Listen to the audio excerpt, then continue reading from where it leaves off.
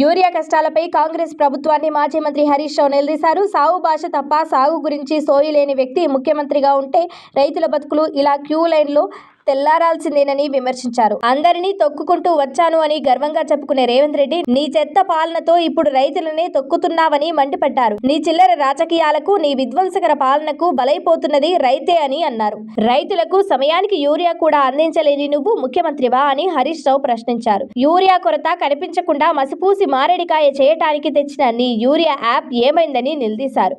యాసంగి సీజన్ ప్రారంభంలోనే రైతులకు యూరియా కష్టాలు మొదలైతే మీ ప్రభుత్వం ఏం చేస్తున్నట్లు ప్రశ్నించారు. మీరు జూబ్లీహిల్స్ ప్యాలెస్ లో కూర్చుంటే రైతులు మాత్రం తెల్లవారుజాము నుంచే ఎముకలు కొరికే చల్లో చెప్పులు క్యూలో పెట్టుకుని యూరియా కోసం ఎదురు చూస్తున్నారని తెలిపారు. ఇదేనా మీరు చెప్పిన మార్పు అని సీఎం రేవంత్ రెడ్డిని ప్రశ్నించారు.